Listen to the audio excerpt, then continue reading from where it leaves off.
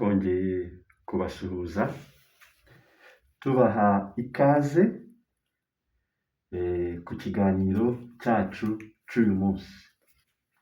Uyu munsi rero ikiganiro cyacu kiruzuzanya n'icy'ubushize, aho twavuze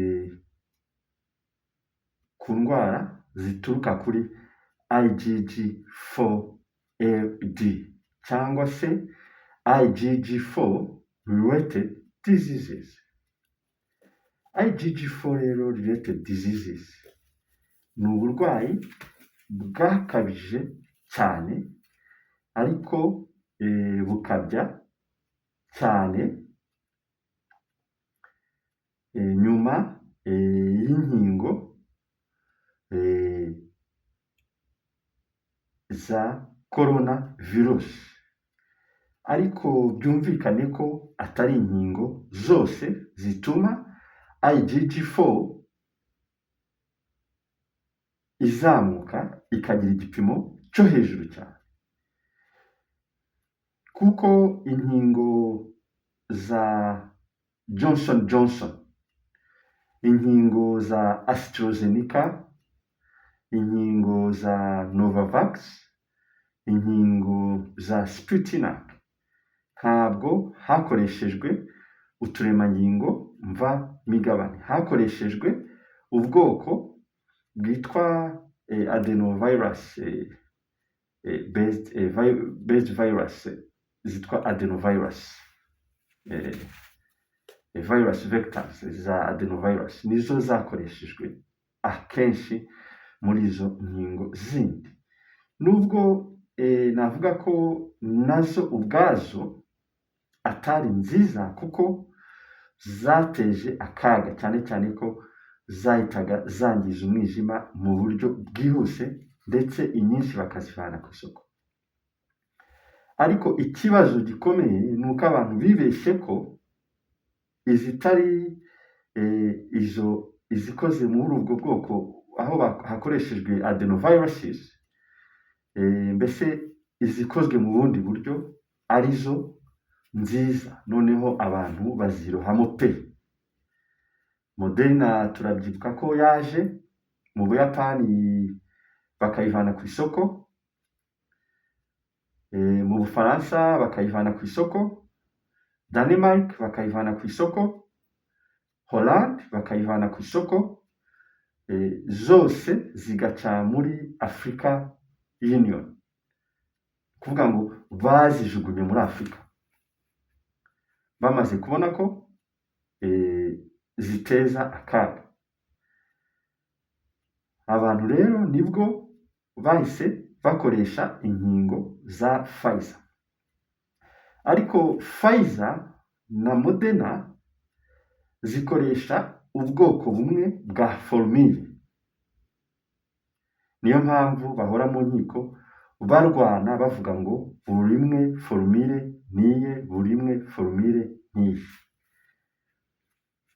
Muri make formule bakoresha ni iriya kariya karemangingo nyica-mubiri, nyinjira-mubiri, ariko hakiyongeramo n'ubundi twabonye mu bakurikirana izi video zacu, n'ubundi twabonye SV40 LC32. Utwo turemangingo rero tukaba ari two ahanini, ni ukuvuga ngo iyo twinjiye mu mubiri izo lipid nanoparticles zatwo twari twarabonye ko zigenda zangiza umubiri wose.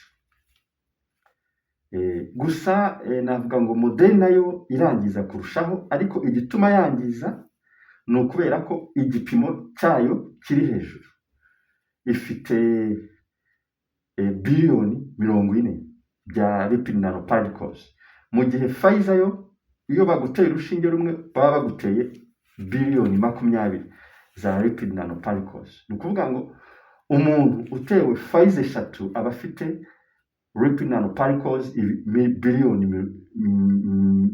60, naho utewe Moderna 2 aba afite 40 gukuba kabiri. Niyo mpamvu rero Moderna navuga ko yagize uruhare rukomeye mu kwica abantu vuba no mu kwangiza imibiri y'abantu vuba, ariko bitewe n'uko formule ari imwe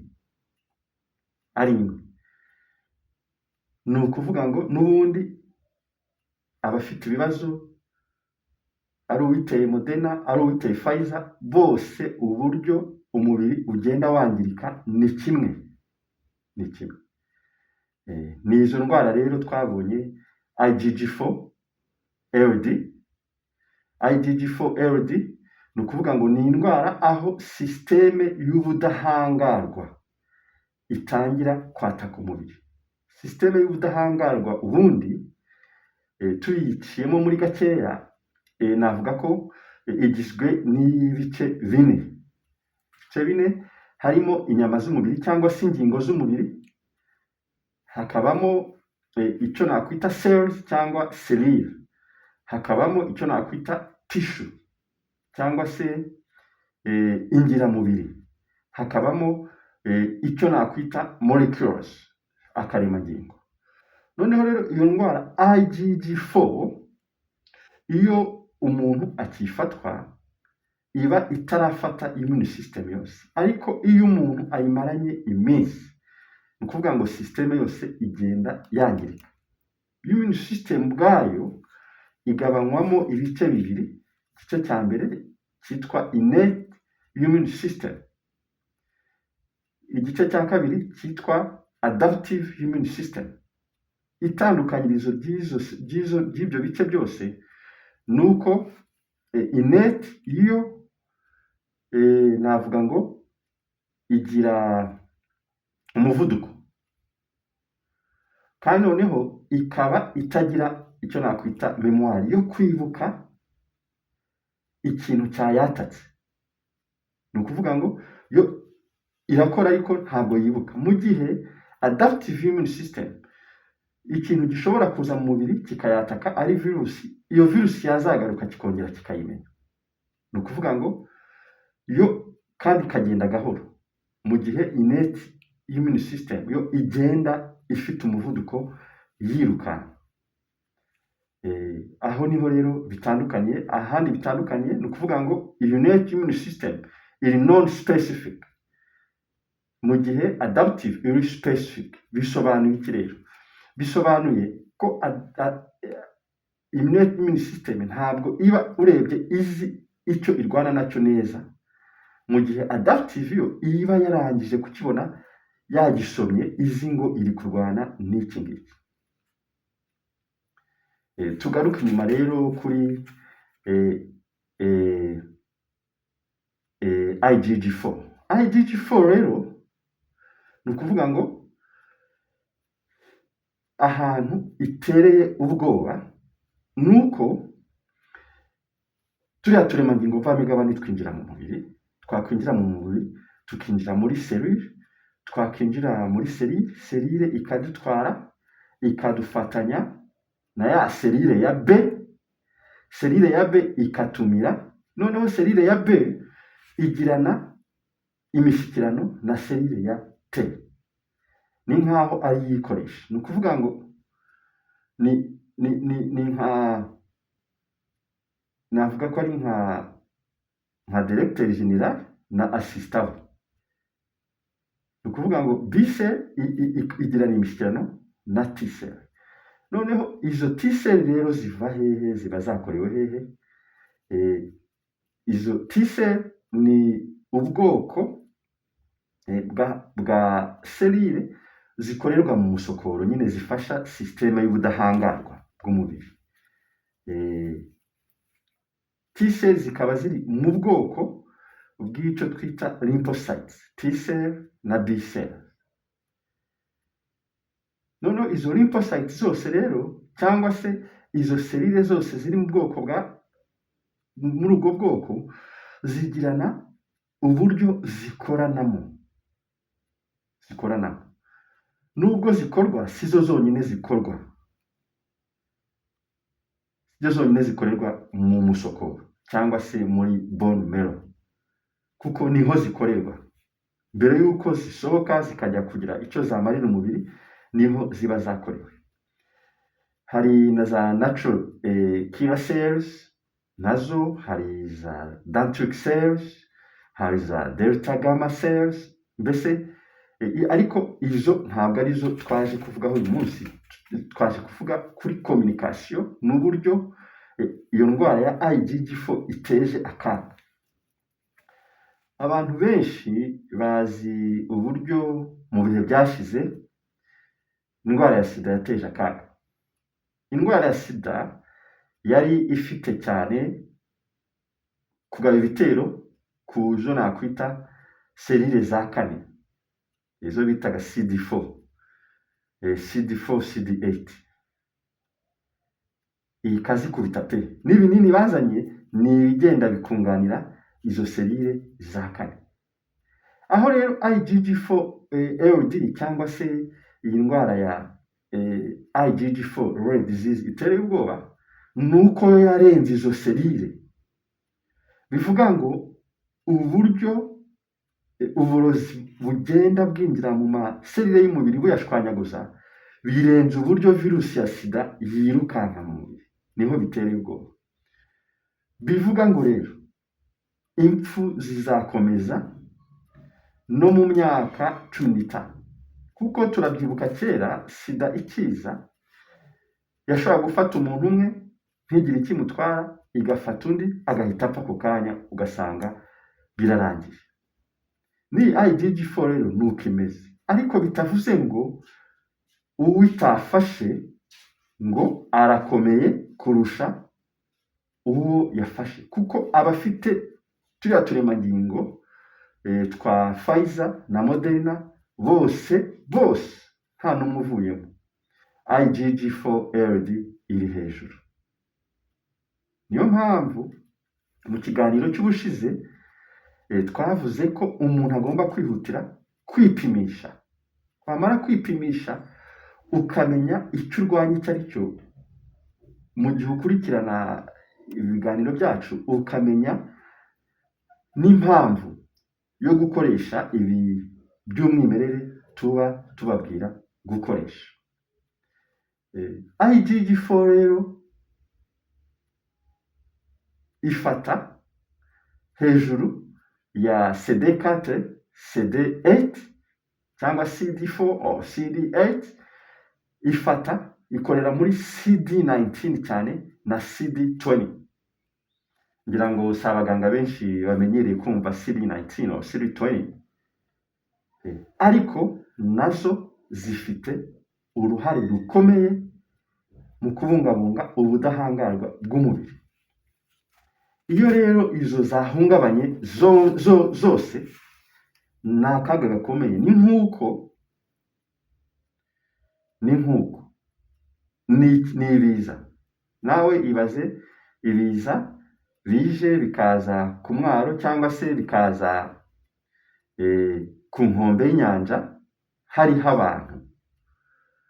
Kuvuga ngo ayo mazi ashobora kuza agakubita muhengeri ugasubirayo, bamwe bakayamira abandi ntibayamire, ariko byanze bikunze hari akaga kaba.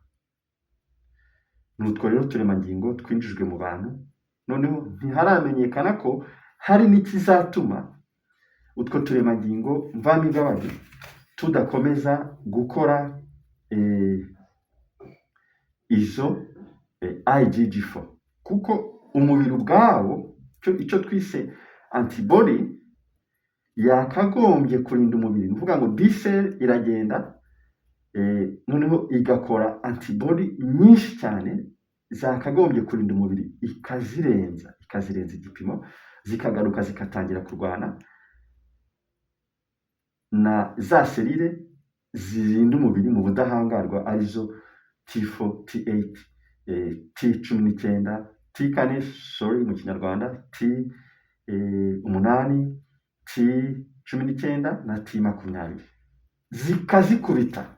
Iyo zizikubise rero niho za ndwara usanga abantu basigaye barwara, ngo yabuze umwuka, apfuye yabuze umwuka, bamuroze, apfuye yicaye mu ntebe, bamuroze, atwaye imodoka, ni umushoferi, arasinziriye, umutima urahagaze, ayiroshe n'abantu munsi y'umuhanda, bamuroze. Ni ibyo ngibyo cyane cyane mu bihugu byo muri Afurika byafashe utwicamubiri karabutaka, turemangingo mvamugabane, ni uko abaturage bavuga. Upfuye bamuroze, ni nk'abanyankore. Abanyankore iyo umuntu apfuye baravuga ngo bamurogeye, ngo bamuroze. Nta muntu ubundi ngo ugomba gupfa, abantu bagomba kubaho ubuziraherezo. Ariko si ku isi iteye.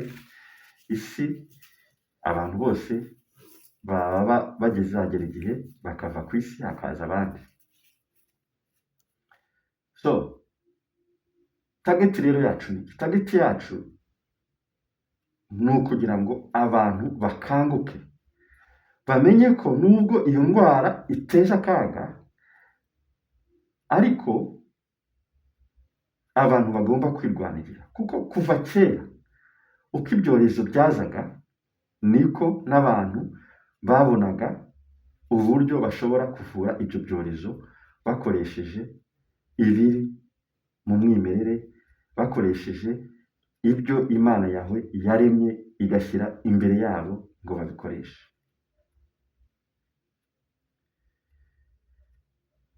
Twongera twibutsa abantu ko icy'ingenzi ari ukujya ahabegereye mukipimisha IgG4 LD. Noneho ushobora gusanga za ndwara zo mu muhogo warwaraga, y'amaso warwaraga, ya high blood pressure yaje, ya diabete yaje gutunguye, ya hepatitis B. Twabonye uburyo hepatitis B ishobora kuza mu mubiri w'umuntu idaturutse hanze bitewe na spike protein. Twarabibonye aho twasobanuraga gukoresha radi, hepatitis B na cancer. Noneho abantu babanze bamenye igipimo cya IgG4, noneho batangire barwanye, ariko banifasha ku nyama 10 z'umubiri zitandukanye. Kuko nk'uyu munsi naje mfite ikigori, murakibona ikigori mu nyama. IgG4 yangiza cyane kurushaho harimo impyiko, hakabamo na pancreas ni iriya ifasha mu gukora isukari. Niyo mpamvu mumva ngo umuntu yarwaye diabete, biba byavuye kuri pancreas. Twabonye ko yataka glands cyane, yataka imiyoboro. Ndavuga IgG4 imiyoboro, navuga ko ifasha mu gukora intanga, yaba ari intangangore yaba ari intangangabo, ikaba ari imiyoboro yangirika cyane. Bivuga ngo abantu bafite turiya turemangingo niyo bashaka kubyara bizajya bibabera ikibazo, kandi nta muganga uzabavura ngo bikunde, nibo bazabanza bakajya bivura. Aha rero icyo twaje tugira ngo tubibutse ni iki, kuko ibi ni ibintu bimaze imyaka bikoreshwa, cyane cyane umusatsi w'ibigori. Umusatsi w'ibigori ni umuti ukomeye kuva kera, mu gihe cyose u Rwanda rwabayeho. Ni ukuvuga ngo ni umuti abanyarwanda ba kera bakoreshaga cyane mu kwivura indwara zitandukanye. Tuvuge nk'iyo umwana yabaga anyara ku buriri, bamuhaga umusatsi w'ibigori akanywa, kunyara ku buriri bigahagarara. Iyo abantu b'abadamu bagiraga ama infections cyangwa se ibyo bita infection, cyangwa se kubabara mu nda, ibyara n'ibindi, banywaga imisatsi y'ibigori bakageraho bagakira. Icyo gihe ntabwo bari bazi diabete, ariko banywaga imisatsi y'ibigori. Ni ukuvuga ngo aho rero diabete iziye, abantu batangiye no gukoresha ya misatsi y'ibigori bakoreshaga kera ku mpyiko, basanga na diabete irakira. Uvuga ngo iyo umuntu akoresheje imisatsi y'ibigori ataratangira ibinini, byo kwa muganga diyabete ikira. Ariko ni byiza mu gihe unywa imisatsi y'ibigori kwipima kugira ngo isukari nabwo idashiramo ngo ujye hasi cyane, kuko iyi misatsi ivana imyanda yose mu mubiri. Iyi misatsi ni ukuvuga ngo iyo umuntu ayinyweye atararwara amakanseri, ivanamo amakanseri. Ni ukuvuga ngo ivanamo iriya myanda yari kuzatuma amakanseri aza. Ikaba ikaze no ku barwaye indwara y'umutima kubera potassium. Twabonye potassium ku barwaye indwara y'umutima ko igira potassium twayibonye ku barwaye indwara y'umutima ko igira akamaro cyane. Bivuga iki rero?